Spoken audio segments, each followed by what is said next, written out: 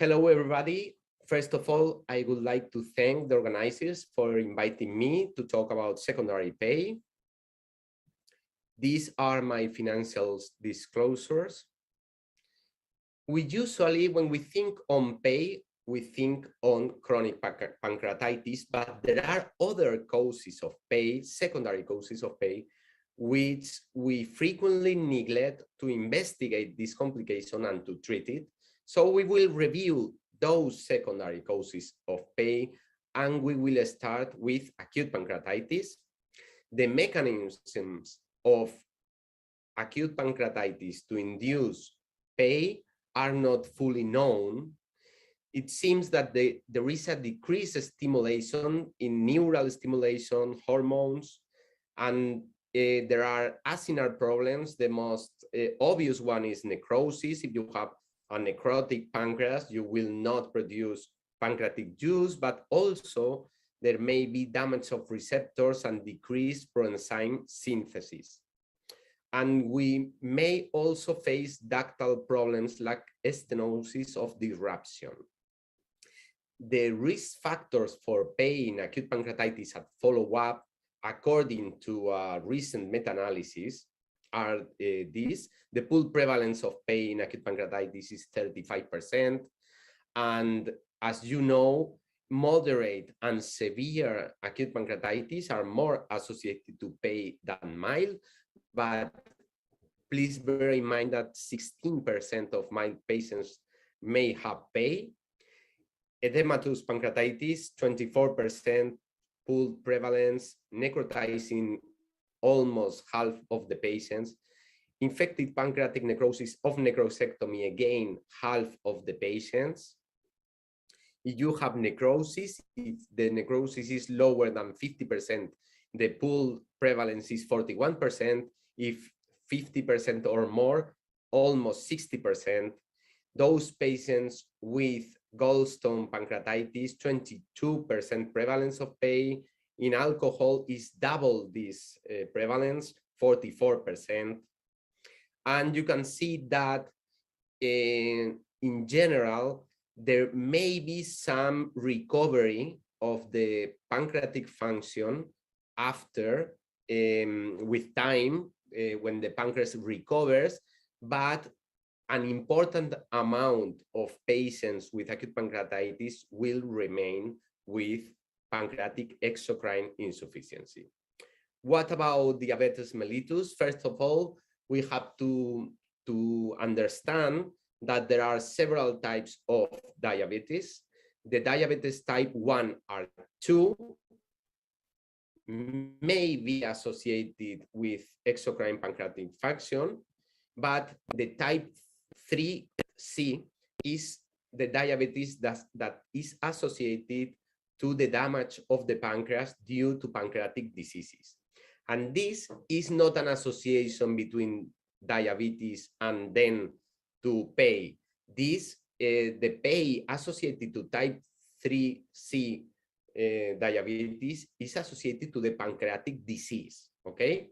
So when you have a patient with diabetes, the patient may have a pancreatic disease, a pancreatic cancer, or a chronic pancreatitis. Now we will address type 1 and 2 diabetes. Okay, according to studies in autopsies, patients with type 1 diabetes, the pancreas is half the weight of a normal pancreas. And according to magnetic resonance imaging studies, the pancreas of patients with type 1 diabetes, the volume is 26 to 31% lower than patients who have no diabetes. In the autopsy studies, it has been described that patients with type 1 diabetes have fatty changes of the pancreas, lymphocytic infiltration, fibrosis, and atrophy. Most studies that addresses the incidence of pay in diabetes type 1 and 2 are based on fecal elastase 1, and this is associated to the sensitivity and specificity of fecal elastase 1 for clinically relevant PEI is not good, because the relationship between fecal elastase and fecal fat excretion is not linear, but this is what we have. We can find low levels of fecal elastase 1 in 26 to 51% of type 1 diabetes and 12 to 36% type 2 diabetes. And the clinical relevance of asymptomatic patients with diabetes and low fecal elastase 1 is not clear. So we can conclude that PEI may be a complication of diabetes, but you have to test and treat the patient if there are symptoms. What about pancreatic cancer? The pathophysiology of PEI in pancreatic cancer is mainly due to the blockade of the pancreatic duct, as well as tissue damage associated with the cancer cells growing in the pancreas. It has been described that 1 every 3 or 4 patients with pancreatic had fat malabsorptions, and the risk factors are the destruction of the pancreatic head, the Wirsung in the pancreas, the obstruction of the Wirsung duct, the cancer to be in the pancreatic head, to perform surgery on that patients, because as we will see, pancreatic surgery is associated to PEI, and the loss of more than 90% pancreatic tissue. This is an example in one of our patient, of a patient with steatorrhea due to pancreatic cancer. Here you can see the pancreatic cancer blockading the pancreatic duct in the head. This is a meta-analysis that was performed in the Pancreas 2000 educational course together with my friend Gabriele Capurso and the mentees. The first author is my friend from Santiago, Daniel de la Iglesia. The PEI prevalence, according to our meta-analysis in pancreatic cancer, was 72%. PEI in pancreatic cancer involving the head of the pancreas had 3 times more frequent PEI than in the body and or tail. And when giving the patient pancreatic enzyme replacement therapy, there was a benefit of survival of almost 4 months. What about surgery? Pancreatic surgery is associated to PEI by many different factors and circumstances. First, you are resecting in some of these intervention pancreatic tissue, that so you are you have a lower athenar availability, let's say. If you resect if you remove the duodenum, you have a loss of duodenal stimulant hormones. There may be passage of huge pieces of food to the small bowel, so the surface of the food to be digested by the enzymes is lower. You may have vagus nerve damage, and the vagus is a very important stimulant for pancreatic secretion. And you may have a lack of coordination of food and bile with the pancreatic gas. So you may have the food on arriving to the small bowel before the secretion of bile and pancreatic juice. And then you may have other circumstances, like, for example, bacterial overgrowth. This is a systematic review that we published in 2017, Annals of Surgery. We described that PEI was present in 25% of patients with acute pancreatitis and pancreatic necrosectomy, in 80% among patients with pancreatic jejunostomy, in the Whipple, in the resective procedures, in chronic pancreatitis, from 1 every 3 to every patient with chronic pancreatitis and a Whipple procedure, and from 28 to 63% of patients with distal pancreatectomy in chronic pancreatitis, and in cancer from 2 out of 3 patients to every patient with cancer and Whipple procedure, and up to 42% of patients with cancer and distal pancreatectomy. There are other surgical interventions that are associated to PEI and are not involving the pancreas. For example, in total gastrectomy, there are gastrointestinal in general symptoms in 80%, which are steatorrhea, reflux, dysphagia, and early satiety. There are some factors that are associated to that symptoms, small bowel overgrowth, rapid orophageal transit, but one of these is PEI. And it has been described in classic studies with direct test of pancreatic secretion that up to 76% of patients with total gastrectomy have PEI. The physiopathology may be vagus nerve damage and duodenal resection involving the cholecystectokinase secretion.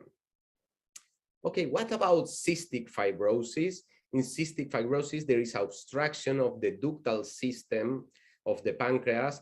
This is associated to progressive exocrine tissue destruction that can happen and usually happens before birth and during the first year after birth. And you have lower pH in the small bowel, so the lipase is not working well. It has been described that 85% of people lower than 1 year of children with cystic fibrosis have PEI. The risk factors are to have 2 severe mutations. And in these remaining 15% patients with cystic fibrosis who are pancreatic sufficient, they are at risk of recurrent acute pancreatitis, and PEI may develop later. So maybe they are pancreatic sufficiency, but during the following years, they may develop this complication. What about celiac disease? You know that in celiac disease, there is chronic diarrhea that is mainly due to intestinal mucosa atrophy associated to malabsorption.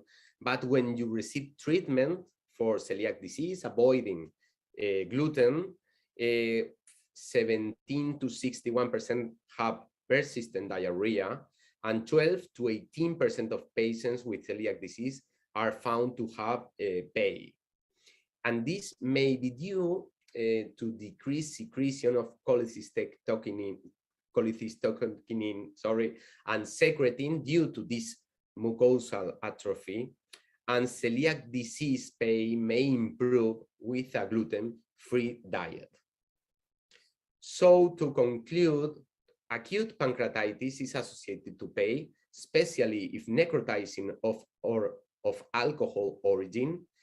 PEI may be due to acute pancreatitis, and it may improve on the long-term follow-up, but many patients will remain with PEI. Patients with diabetes and symptoms of PEI should be tested and eventually treated. In case of diabetes plus PEI, you have to rule out pancreatic diseases like chronic pancreatitis or pancreatic cancer. Pancreatic cancer is frequently associated to PEI, particularly if located in the head or the patient is operated. Pancreatic surgery, especially the Whipple procedure and total gastrectomy, are frequently associated to PEI. Most patients with cystic fibrosis have PEI at birth or soon after. The rest are at high risk of acute pancreatitis and may develop pancreatic exocrine insufficiency later, and celiac disease is associated to PEI, which improves with gluten-free diet. Thank you very much for your attention. Hi, everybody. First of all, I would like to thank the organizers for invitation. It's a great pleasure to be part of this session and discuss treatment of primary and secondary pancreatic exocrine insufficiency that is defined as insufficient secretion of pancreatic enzymes and or bicarbonate that can happen due to either insufficient enzyme production, insufficient enzyme activation, or early enzyme degradation. During the 20th century, pancreatic exocrine insufficiency mostly related and accepted as an isolated organ defect with the patients with severe chronic pancreatitis. But in the last 20 to 25 years, and a paradigm change, and nowadays we know that there are patients with compensated and decompensated pancreatic exocrine insufficiency that mostly differ on their symptoms and compliance. So typical severe or decompensated exocrine insufficiency we can see in patients in whom secretion of pancreatic lipase is reduced to less than 10%.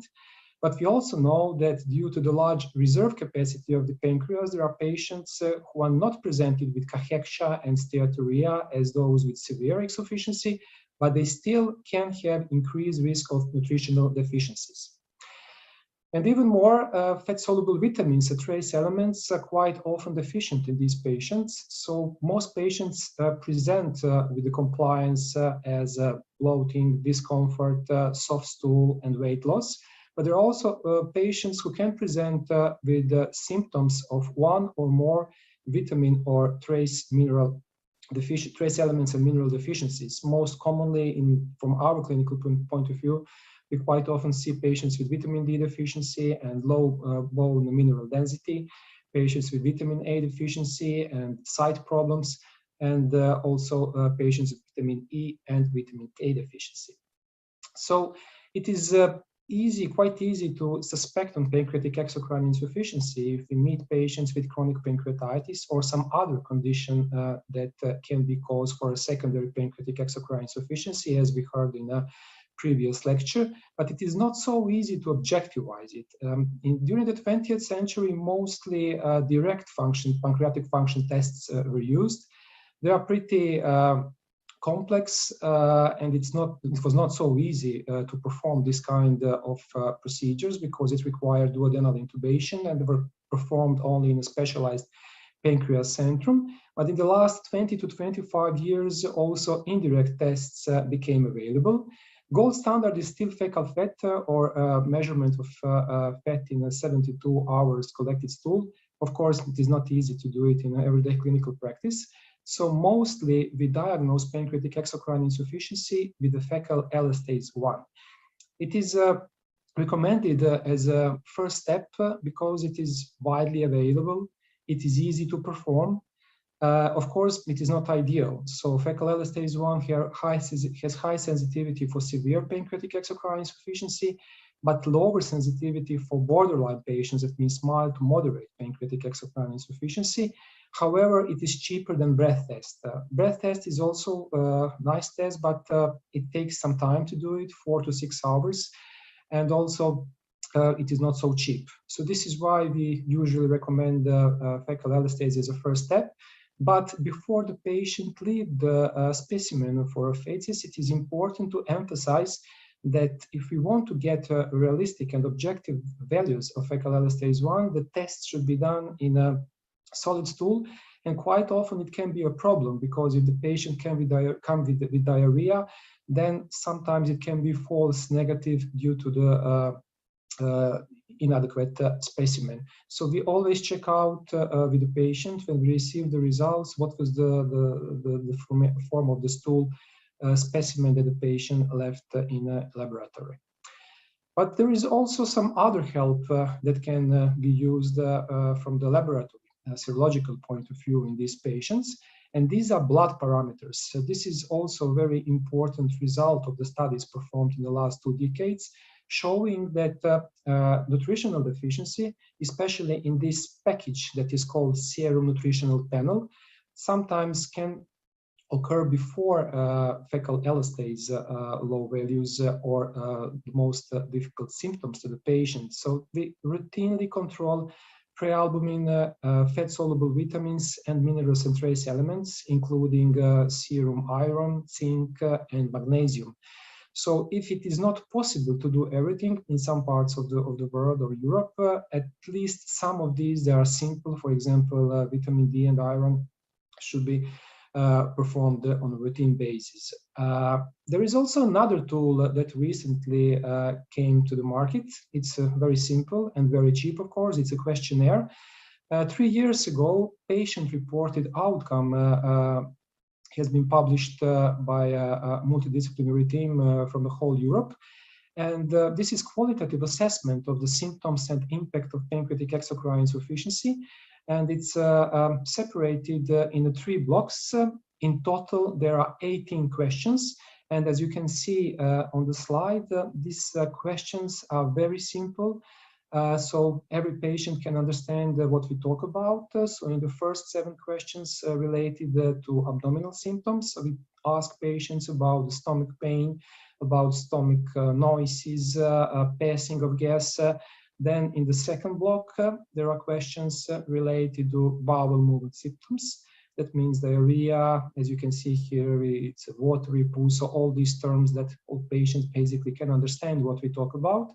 And in the last part, it's last 5 questions are related to the impacts. That means we ask patients about how often they avoid fatty food, because a lot of patients notice that fatty food can be a problem for them, how they have everyday life, if it impacts their quality of life or working abilities. And as you can see in the bottom of this questionnaire, it is very easy to calculate mean total summary score. And finally, when we get the results, we can get important information from the patient point of view, how it looks like. So we see if calculation is related to minimal or moderate or severe or poorly controlled pancreatic exocrine insufficiency. So if we put this in the context of the in a broader context, that means if we hear what compliance patient have, how magnetic resonance imaging looks like, what is with the patient anthropometric parameters and laboratory values, then we can get much better picture, and decision for further treatment of the patient will be easier to get. This questionnaire has been already translated in a lot of languages, so it doesn't take too much time for a patient to check it out.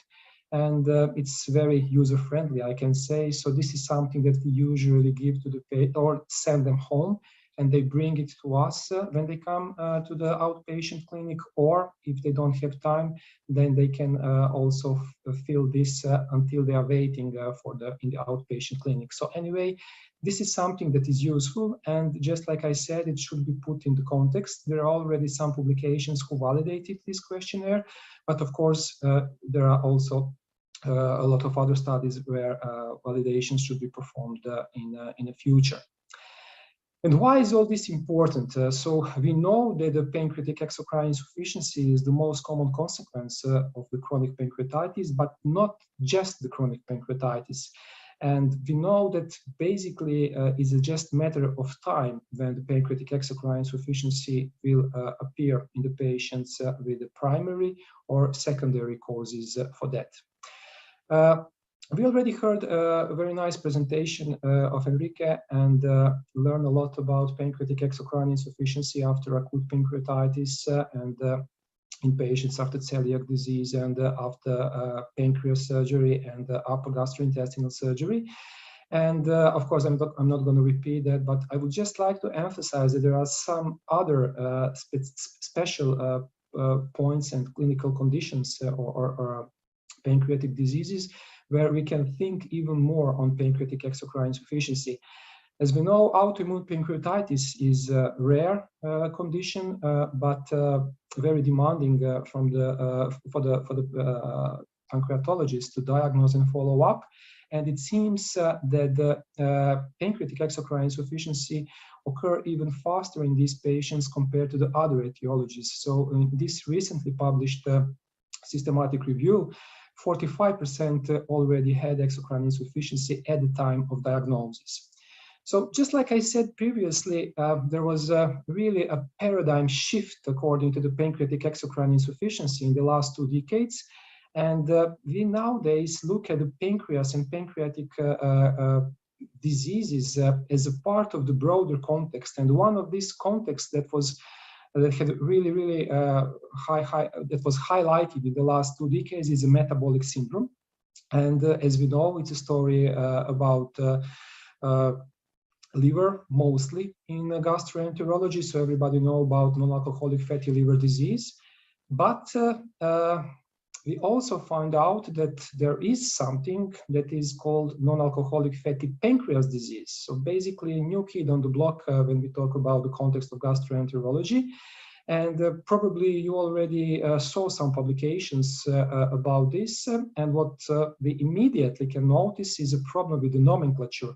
So quite often we are using different terms, for example, lipomatosis, steatosis, fatty pancreas, non-alcoholic fatty steatopancreatitis, but basically we talk about same thing.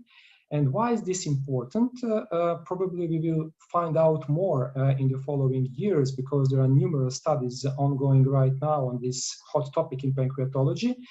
4 studies have been already published on pancreatic exocrine insufficiency and non-alcoholic fatty pancreas disease, showing that the incidence is between 10 and 35 or even 57 in one study. Also, when we talk about secondary causes and other consequences of pancreatic disease, it should be emphasized that also low bone mineral density can occur in a lot of patients.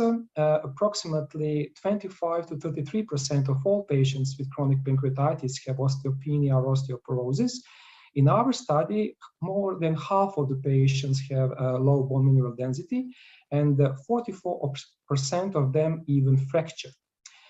The story about metabolic syndrome and chronic pancreatitis and pancreatic exocrine insufficiency is becoming more and more complex, even if we include sarcopenia as low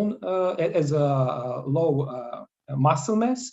So it seems that the chronic pancreatitis or pancreatic diseases and pancreatic exocrine insufficiency are basically a very important part of the broader metabolic complex.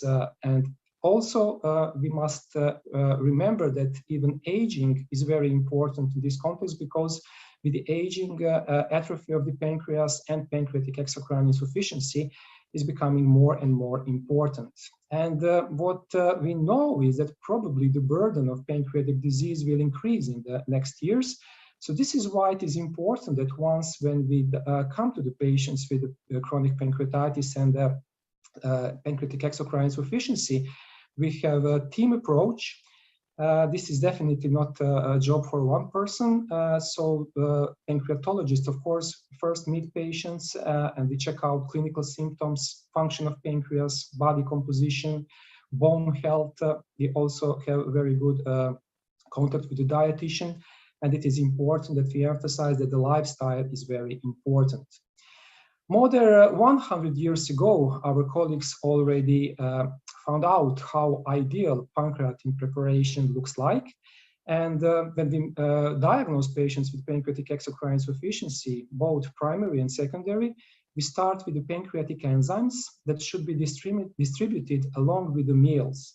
So we usually say to the patient, you can start to eat, take the PERT, and then continue to eat. So this is how we want that the mini microspheres, there are less than 2 millimeters in size, mix with the chyme, and they together come to the duodenum, because in that way we can guarantee that the effect of the pancreatic enzyme replacement therapy will be optimal. And we also know that there are different pancreatin preparations, and in this very nice study from 14 years ago from the Matthias Lohr and his colleagues in Germany, we learned that there is a specific surface area and some pharmacokinetic properties of the pancreatin that differs a lot. So this is why it is important that the specific surface area is high, because in that way the level of interspersal with the chyme is more optimal. So it is not the same which kind of preparations we use.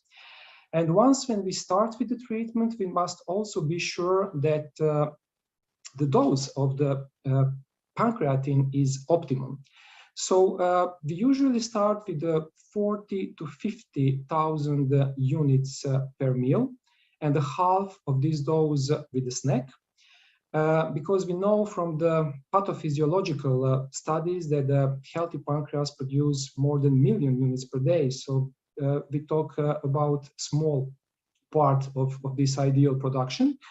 And it is also important that we find out what is the cause for the pancreatic exocrine insufficiency. So just like you saw on a previous slide, 40 to 50,000 units with the main meal, and half of those with the snack is recommended for the patients with chronic pancreatitis. So it's our typical patient. But just like you showed in the previous lecture, there are a lot of pathophysiological mechanisms that occur after the gastrointestinal surgery, and especially after pancreas surgery. So first we must see what was the cause for pancreatic exocrine insufficiency. And due to the difficulties of normalizing an anatomically altered gastrointestinal transit, in the patients after gastrointestinal surgery, a starting dose of 75,000 units of lipase is recommended. So we usually start in this group of patients with the 75,000 units of lipase with the main meals and 50,000 units with the snacks, according to the recommendations that were published also in the last 4 years. And just like you can see, there are also national societies that recommend a pretty similar approach to the patient. Because here we don't talk about loss of pancreatic parenchyma. We also talk about so-called post-cybal asynchrony. There are some hormonal changes, and this is why in this group of the patients it's much more difficult to reach the aim, reach the optimal effect of the treatment. Because also there are some other problems after the surgery. They are related to the surgery itself, for example, dumping syndrome or maybe some strictures or other problems related to the surgery. So this is why it is important that we have very good and optimal co-work with the pancreatic surgeons, and that we have one common approach to this group of the patients. And this group of the patients, it's also very important to check out serum nutritional panel, because fat-soluble vitamins and trace elements are quite common in this group of patients. And once when we start with the treatment, then we need some time, at least 3-4 weeks, at least, to see if our treatment is effective. So I don't know how it's organized in other centers, but we are doing our best in our center that we have a first contact with the patient at 4 or latest 6 weeks after we start with the treatment, because we want to see if we are satisfied. And we have 3 aims. First of all, we want to see if the patient has stable weight. Secondly, we want to see how general quality of life and compliance with the gastrointestinal systems looks like.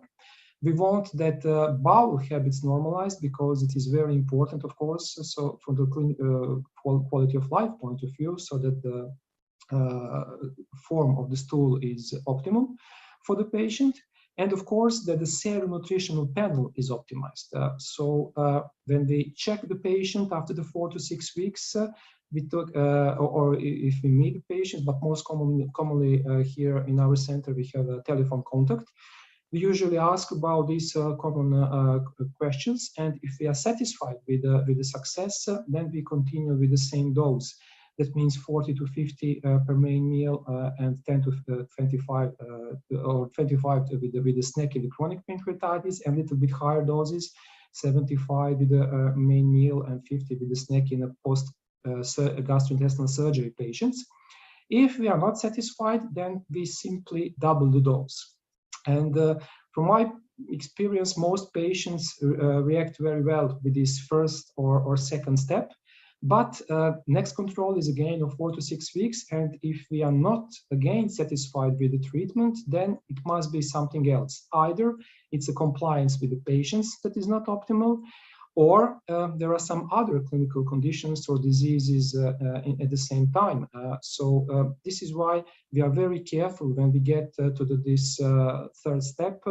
And just like I said, if the patient has good compliance, if the dose is optimal, if our approach is optimal, then really we can be really effective in the treatment of this group of patients. So it is not so easy to diagnose and treat pancreatic exocrine insufficiency, but if we get enough information, if we have optimal approach, and if we follow the guidelines, then our work is much, much easier. So at the end, I would like to recommend to all of you, if you're interested more in this topic, United European Gastroenterology Guidelines, published 5 years ago, free of charge. There is also an app for the smartphone that is also very user-friendly, and you can come very quickly to all these chapters and aspects of the treatment of the patients with the pancreas disease and the pancreatic exocrine insufficiency. So I hope that in that way we will be more effective in the treatment of these patients. So once again, I would like to thank for invitation, and thank you very much for all of you for your attention. Dear colleagues, first of all, let me greet once more and thank you very much for support of Ukraine. Here is the official title of my presentation, my titles, my financial disclosure, and ladder to happiness. It's my own title, my personal title of my presentation. I think that our patients with chronic pancreatitis and pancreatic insufficiency sit in the deep pit concerning quality of life, and they do not have enough stamina to go upstairs. So we have to give them our hand and to help them to go upstairs to the better quality of life. Here is a quote that inspires me. You see very dangerous ladder. One only gets to the top rung of the ladder by steadily climbing up one at a time, and suddenly all sorts of powers, all sorts of abilities which you thought never belonged to you suddenly become within your own possibility, and you think, well, I'll have a go too. First of all, let me remind our basic knowledge about pancreatic insufficiency. You see basic trials, initial trials. Mortality rate in patients with chronic pancreatitis. This rate in chronic pancreatitis is significantly higher than in population. And it's due to pancreatic insufficiency. We can see that survival in patients with exocrine pancreatic insufficiency is reliably lower than in patients without pancreatic insufficiency. Let me remind you what is pancreatic insufficiency. It is not only symptoms, abdominal symptoms such as pain, abdominal, flatulence, and so on. Significantly more dangerous are symptoms of trophologic insufficiency due to deficiency of minerals, vitamins, albumin, and so on. One of the recent trials, malnutrition by Global Leadership Initiative of Malnutrition Criteria. All three components of this GLIM phenotypic criteria, low BMI, weight loss, and low fat-free mass, were associated with lower global quality of life. Let's discuss the question about cardiovascular pathology in pancreatic insufficiency. It was a prospective study which included more than 400 patients. Diagnosis was based on results of modern methods. Exocrine pancreatic insufficiency was diagnosed using triglyceride breath test, And nutrition status was examined with hemoglobin, magnesium, and so on. The authors of this trial divided big cardiovascular events and peripheral cardiovascular events. And the conclusions: about quarter of patients with chronic pancreatitis with exocrine insufficiency had an occurrence of a cardiovascular event, which is significantly higher than in population. These events were associated with pancreatic exocrine insufficiency, arterial hypertension, and alcohol abuse. And in long term, there is a need to study the influence of the use of pancreatic enzyme replacement therapy on the rate of cardiovascular events in patients with chronic pancreatitis. It doesn't matter how many resources you have. If you don't know how to use them, it will never be enough. So we have decided which patients need replacement therapy, what is duration of this replacement therapy, and which preparations have we to choose. Here is evolution of enzyme medicines. It began from glandular parts, then pancreatic enzyme powder, uncoated tablets, and the last is mini microspheres. Evolution of pancreon.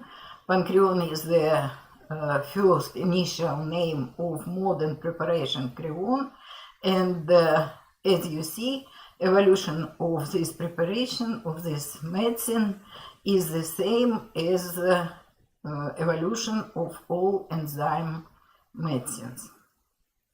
And why mini microspheres is more effective than tablets?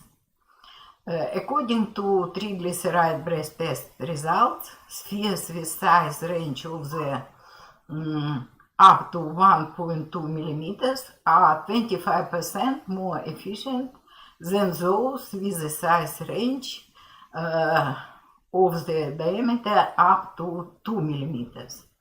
On this diagram, you see the pharmacodynamics of pancreatic enzymes.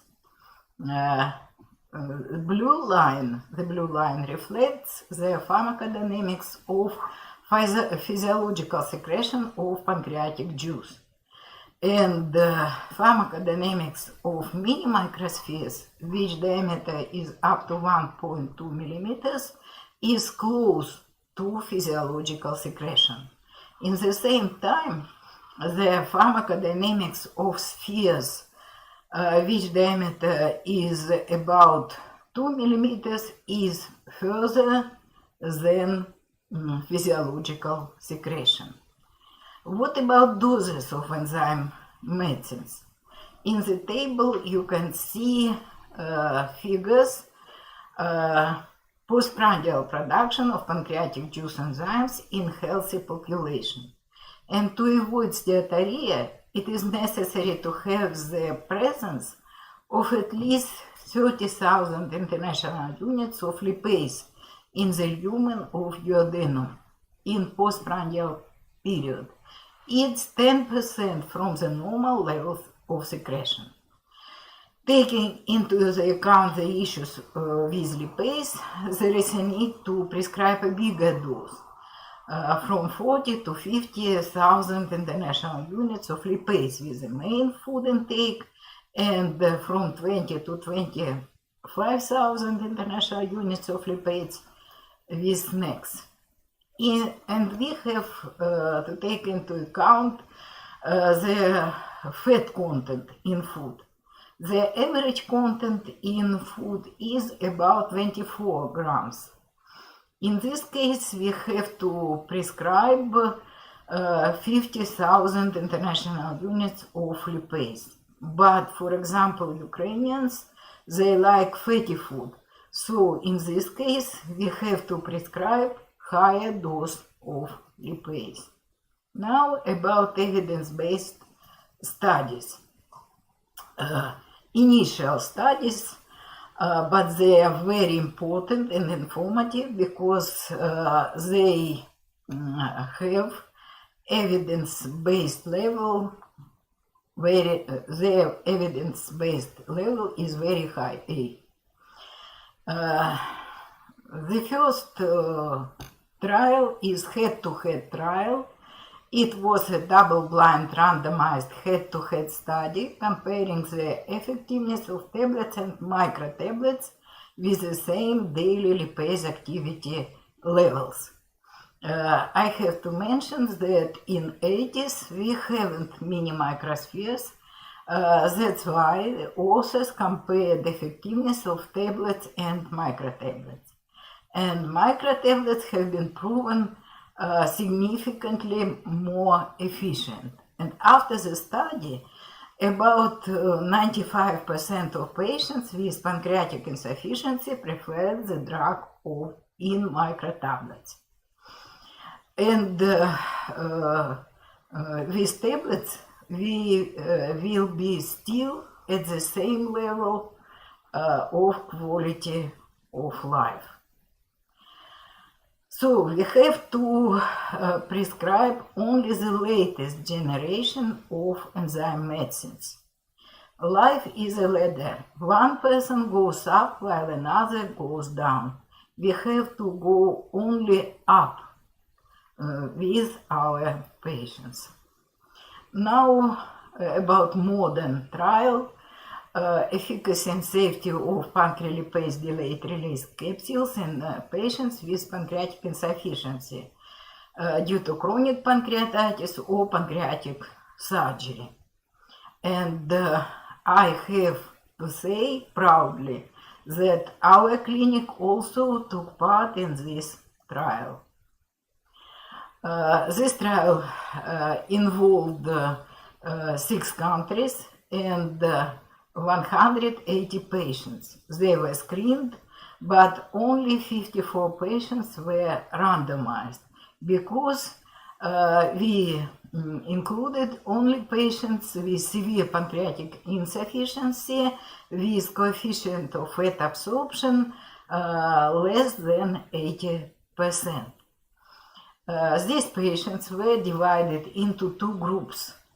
The main group, patients of this main group, received pancreatin in the form of mini microspheres, and they received 288,000 USP lipase during 7 days.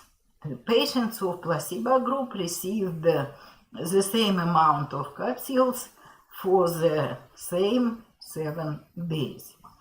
And now about results. Coefficient of fat absorption was significantly higher in comparison with baseline in patients of the main group. But in patients of the placebo group, coefficient of fat absorption was the same at the beginning and at the end of the treatment. Abdominal pain and body mass. Body mass in the main group has increased significantly, and intensity of pain was reliably decreased only in the main group in patients who received mini microspheres. And what about quality of life? Despite the adequate dose of mini microspheres and the duration of follow-up, 6 months, we reached the improvement of quality of life on indices. So we have to move forward. Let's compare results of our study and results of the next study, which was held by Professor Ramesh with co-authors. They prescribed larger doses of mini microspheres and for longest time. Concerning change in mean body weight, the results of both trials were very similar.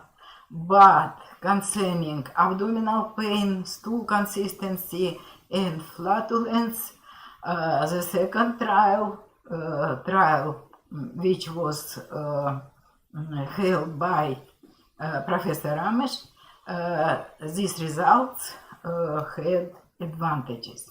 And what about quality of life?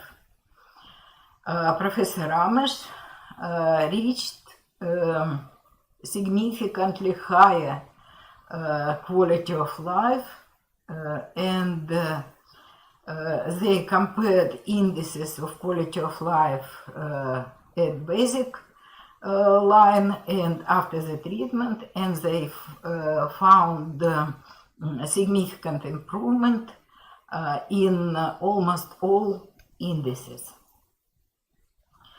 Very important trial, mortality and pancreatic insufficiency in patients with chronic pancreatitis. More than 400 patients were examined, and they were followed up for about 9 years. During follow-up period, 41 patients died, and this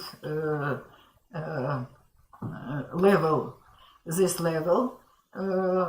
of mortality was significantly higher than in population. Now about the table. Patients were divided into 2 groups, with pancreatic insufficiency and without it, and mortality rate were significantly higher in patients with pancreatic insufficiency. And what is very important, the duration of life of patients without pancreatic insufficiency was 6 years longer than in patients with pancreatic insufficiency.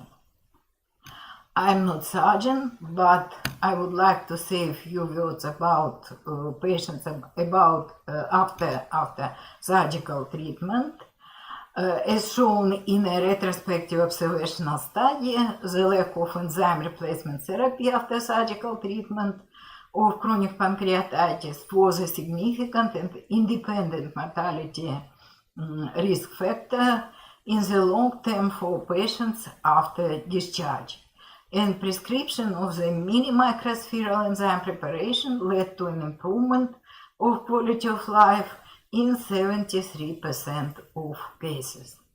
Now, again, I'm not pediatrician, but I would like to say a few words about cystic fibrosis, later into the future. Patients under 2 years old with cystic fibrosis, we can see that pancreatic enzyme replacement therapy with mini microspheres led to significant increasing of length for age and weight for age. Now about oncology, does the future look promising? Which ladder is better? I think the last, because it's more stable. So pancreatic enzyme replacement therapy in patients after surgical treatment of pancreatic cancer, we see that patients who were prescribed adequate doses of mini microspheral medicines, their cumulative survival is significantly higher than survival of patients who didn't intake enzyme preparations at all, or they took low doses. Pancreatic enzyme replacement therapy in patients with pancreatic cancer. In inoperable pancreatic cancer, Professor Domingos Muniz and his co-authors divided these patients into two groups.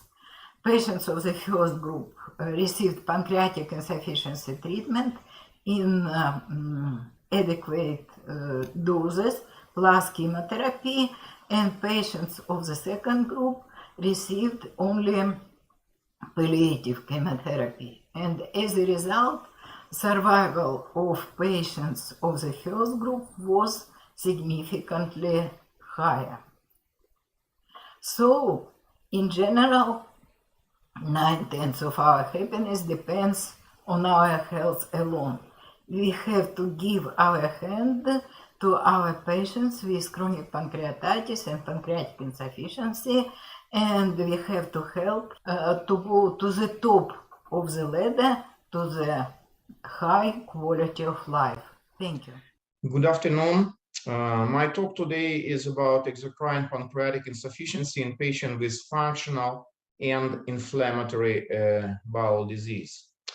My disclaimer information, and nowadays the irritable bowel syndrome is the most common functional bowel disorder. That's why today we will focus especially in this pathology. The prevalence rates of IBS vary between 1.1 to 55%, based on population study from countries worldwide. In European country, in United States and Japan, the prevalence varies from 6 to 12%, but in Ukraine it a little bit more, near 18%. And sometimes in some publication we have seen that we have a quite a lot of patients with IBS in our country. Very interesting is that we have a really lot of patients with inflammatory bowel disease. In 2015, in United States, we have 3 million of IBD patients, Crohn's disease and ulcerative colitis. The same number we have seen in Europe. Talking about the pancreatic exocrine insufficiency due to the decision of UAG working group, most cases correlated with pancreatic duct obstruction, decreased stimulation of pancreatic or inhibition of exocrine function by exocrine tumors or pharmacological treatment. At the same time, pancreatic exocrine insufficiency may be more prevalent in patients with non-pancreatic disease like diabetes, bowel diseases, and pancreatic cancer. As we see, the prevalence of IBD in Ukraine is a little bit more than in the world, and it's from 16 to 20%. If you're talking about patients population with the IBS, we can see that in Ukraine, most patients are female in age from 35 to 40, and most often duration of disease is in female from 3 to 10 years.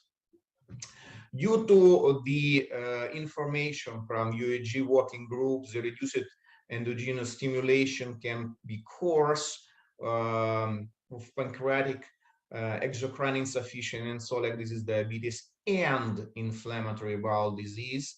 But at the same time, we don't have sufficient evidence about link IBS type symptoms with exocrine pancreatic insufficiency. So we need more information and more studies. When we're thinking about differential diagnosis of IBS, every time we are talking about celiac disease, pancreatic insufficiency, IBD, food intolerance, and other things. That's why we try to find a right etiological factor in pathogenesis of IBS. In 2009, World Health Organization declares that one of the etiological factors of IBS is post-infection and stress-induced together with diet abnormality induced IBS. Nowadays, the first two are very important, especially after COVID-19, and now in Ukraine, all of Ukrainian population in under the chronic stress. We also know that in irritable bowel syndrome, we can find low-grade inflammation in the bowel. But at the same time, we don't have a data with the risk of colon cancer or IBD in patient with IBS, but we somehow some overlap syndrome with IBS and IBD. This is our data which we obtained in 2011, and due to this, Ukrainian IBS patients population, more than 40% have a stress-induced IBS, and more than 27% has a post-infection IBS syndrome. Due to the literature around the world, post-infection IBS found in 13%, but in Ukrainian population, last paper published by Professor Tkach, and it was 1% more that we find in 2011, and now it's more than 28%. Especially, maybe it's correlated with post-COVID situation in the world. Which mechanism of pancreatic exocrine insufficiency could be in a bowel disease? First of all, it's microbiome changes, chronic inflammation, different grades, modification on mucosa barrier, and malabsorption. Very important is changes of microbiota in IBS. Yesterday, we spoke a lot about microbiota in different diseases, but I would like to one more time confirm that in IBS and IBD, we have a very serious changes of microbiota with modification of metabolism of bowel flora. And today I would like to focus your attention in the methods which we use for analysis of microbiota in irritable bowel syndrome. First of all is syndrome of overgrowth bowel, bacterial overgrowth syndrome, which found in more than 70%. We also use analysis of short chain fatty acids and the 16S RNA sequencing of fecal material in irritable bowel syndrome patients. About SIBO, we use breath test with lactulose or glucose to identify intestinal bowel overgrowth, and due to our study together with Professor Tkach, we find more than 63% of presence of SIBO in IBS patient population in Ukraine. About short chain fatty acids profile in IBS, we can see modification of this profile, especially in comparison not only with healthy patients, but with patients with ulcerative colitis. So we have a decreasing level of butyrate in patients with ulcerative colitis, with also decreased general metabolic activity with production of propionate and acetate. In patients with irritable bowel syndrome, situation is a little bit another. The butyrate level is a little bit less than in normal patients, but we have a really significantly increased level of acetate and propionate. That's why the total percentage of short chain fatty acids production is different than in healthy person. And we know a lot about microbiome changes in IBS patients. It's very important and perspective as far as way of investigation, especially because now we have very good products which modify this microbiome and successfully able to treat patients with IBS. In some difficult cases, we perform endoscopic procedure in patients with irritable bowel syndrome, and we would like to show you our study about it. In 32% of IBS patients, we can find endoscopical changes during colonoscopy, especially in patients with diarrhea. Moreover, when we analyze the biopsy of this patient, we can find modification sometimes of flattening and erosion presence in superficial epithelium and cells infiltration in colon mucosa with normal level of goblet cells. This is a morphological picture of a patient with IBS and ulcerative colitis, and as you see in patient with irritable bowel syndrome, we have a flattening of superficial epithelium. In opposite, in ulcerative colitis, it's inflammatory erosion. That's why it's very important when a person who analyze morphological picture is do it with patient with colonoscopy every day. Also in IBS and IBD, we have inflammatory cells infiltration. In IBS patient, especially post-infection IBS, we can see the infiltration of colon mucosa by inflammatory cells. Yesterday, we spoke about mucin modification in patient with IBD, and now we would like to show you that MUC2 level in patient with IBS is completely normal in comparison with patient with ulcerative colitis. Probably this pro-inflammatory or microbiome changes factors modify a clinical symptom in different type of IBS. As you see, the pain intensity was maximal in patient IBS with diarrhea and mixed IBS. In opposite, the metarism was maximal in patient with constipation. Very important is the situation when we have overlap between IBS and IBD. Overlap means cross disease symptoms formed by visceral hypersensitivity in patient with IBD on the background of other pathological factors.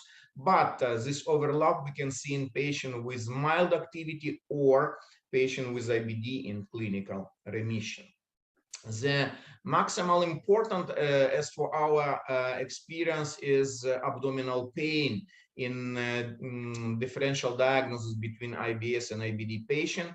If in IBS pain is main diagnostic criteria and dominant complaints in patient with irritable bowel syndrome, that in patient with ulcerative colitis or IBD, pain is not the dominant syndrome and correlated with IBD activity. The pain intensity decrease during treatment of IBD with using anti-inflammatory drug.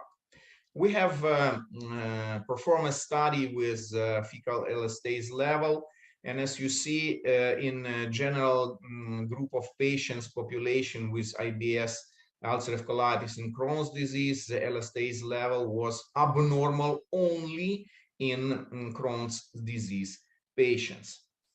But probably we have a pancreatic exocrine insufficiency in patients with mild or moderate activity. That's why we need to put more attention to diagnose this situation in patients with IBS and IBD to cover risk of nutrition deficiency. And pancreatic enzyme replacement therapy is indicated for patients with chronic pancreatitis as an extra intestinal manifestation in patients with Crohn's disease or ulcerative colitis and patient with malabsorption. It's very important that we able to prescribe enzyme treatment ex juvantibus for 4 or 6 weeks. It could be not only treatment but also diagnostic procedures. Which kind of pancreatic enzyme replacement therapy is recommended to IBS and IBD patients? First of all, it's enteric-coated microspheres or pancreatine in the form of mini microspheres, and we able to have it in Ukraine also and have experience with these products. So we have prescribed IBD and IBS patient to obtain step pancreatic enzyme replacement therapy. It means that we able to increase the dose or decrease the dose step by step. We know that we have some drugs with pancreatine in form of mini microspheres provide an high sleep-pass activity in duodenum, and this drug is Abbott products Creon. Moreover, it's important to know the correct dose of lipase, and we recommend to our patient 25,000 to 40,000 for the main meal and 10 from 25 to the intermediate meal. This is our study which we performed with patient with ulcerative colitis and use enzyme therapy. So to achieving of remission together with standard treatment, we don't have a significant difference, but we see the increasing of duration of the remission in patients with ulcerative colitis who obtained enzyme therapy, not only in patient who has extraintestinal pancreatic lesion. Moreover, we analyze the quality of life of this patient during enzyme therapy. Have seen that after the 3 months of this treatment, the quality of life of patient who obtained enzyme therapy was significantly higher than in control group. Of course, if a patient feel a pain, we need to prescribe some drugs which cover this point. But also, we are looking if the patient has diarrhea to modification of motor activity of the bowel. And this type of spasmolytic could be mebeverine, original mebeverine. Also, we use in our country, especially in IBS patient or in patient who has pain with inflammatory bowel disease. I would like to focus your attention that the original mebeverine is effective not only in abdominal pain but also in bloating. And what is very important is that the original mebeverine in comparison with other spasmolytic have a highest level of safety. That's why it could be recommended in this group of patients. So in conclusion, I would like to focus your attention that patient with functional and inflammatory bowel disease could have a secondary pancreatic enzyme insufficiency. The pathogenic mechanism of IBS and IBD may contribute the development of pancreatic exocrine insufficiency. The main symptom is diarrhea and abdominal pain, and prescription of enzyme treatment via pancreatine with mini microspheres with original mebeverine is preferable in this patient category. Thank you for your attention.